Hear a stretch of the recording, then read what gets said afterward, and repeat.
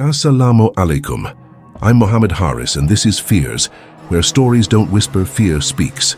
Tonight you'll hear bloody, real and terrifying tales told by none other than Killer Droid, who doesn't just narrate, she clings to your mind.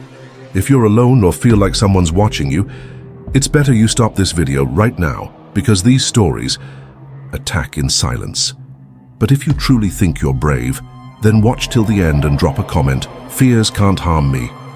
Subscribe to Fears, because the next story might be right behind you. Recite Ayatul Kursi. The tale is about to begin. In the 1970s, two identical twins, June and Jennifer Gibbons, were born in Wales to Caribbean immigrant parents. From the very beginning, their bond was unnaturally close. They spoke a private language only they understood, moved in perfect sync and refused to speak to anyone else, not even their own family. As they grew older, their behavior became more disturbing. They would often mirror each other's actions exactly. If one stopped walking, the other would freeze. If one refused to eat, the other starved herself too. Teachers, therapists, even doctors tried to break through, but they were trapped in their own world. Eventually, they started writing dark novels filled with violence and death. Then came a series of crimes, theft, arson. They were arrested and sent to a high-security psychiatric hospital, where they spent 11 years. But here's the creepiest part. One day, Jennifer told a nurse, "I'm going to die soon. We have decided." She said that she had to die so June could live a normal life. And strangely, she did. Jennifer suddenly died of unexplained causes. No illness, no injury, just gone. Autopsy said sudden inflammation of the heart, but nothing specific. After Jennifer's death, June started talking like a regular person. She was free. It's like she had been possessed by the presence of her sister. No one has ever truly explained what happened between them.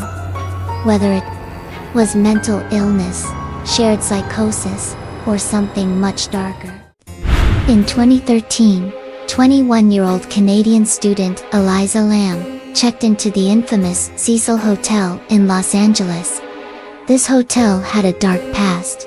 Serial killers, suicides, and countless unexplained deaths. Elisa, unfortunately, would become one of its most chilling mysteries. Just days into her stay, she vanished.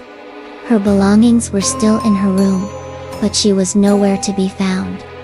The police released elevator surveillance footage to the public, and what people saw horrified them. Elisa appeared in the elevator, acting completely erratic. She stepped in and out several times, pressed random buttons, hid in the corner, and waved her hands as if communicating with something invisible. Her behavior was disturbing, not like someone afraid of a real person, but like someone trying to escape a presence no one else could see. After weeks of searching, her body was found floating inside one of the rooftop water tanks. The only reason it was discovered was because guests complained the water tasted weird and had low pressure. The tanks were sealed, and the roof was locked, only accessible through an alarmed door. So, how did she get in? There were no drugs in her system, no signs of trauma or sexual assault. Her death was ruled accidental drowning. But the footage, the hotel's history, and the impossibility of her getting into that tank on her own make it feel like something else entirely happened that night. People still believe she encountered something evil, and that the Cecil Hotel claimed another victim.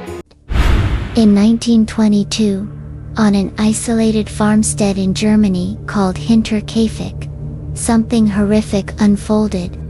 Andreas Gruber, his wife, daughter, 2 grandchildren, and their maid were all brutally murdered, one by one, with a pickaxe. But here's what makes it terrifying. The days before the murder were already strange. Andreas had complained about hearing footsteps in the attic, but when he checked, no one was there. Keys went missing, and mysterious footprints were seen in the snow, leading toward the house, but not away from it. The family even found a strange newspaper in their home, one they hadn't bought, and their maid quit shortly before the murders, claiming the house was haunted. Her replacement arrived the same day the family was slaughtered. Investigators believe the killer lured each victim to the barn, one by one. Then, he or she went inside the house and killed the rest. But the nightmare doesn't end there. For several days after the murders, people noticed smoke from the chimney. Animals had been fed. Fresh food was cooked. Someone had been living in the house with the corpses. To this day, no one knows who the killer was. Multiple suspects were interviewed, but no one was arrested. The killer may have stayed in that house, just feet away from the victims, surrounded by silence, snow, and death. These were tonight's stories, but remember, they didn't come to scare you, they came to wake you up. If your heart's still beating, you belong to Fears. Subscribe, hit the bell, because fear doesn't knock, and if you feel shadow move and don't turn around. The story has ended us, but someone's still watching you.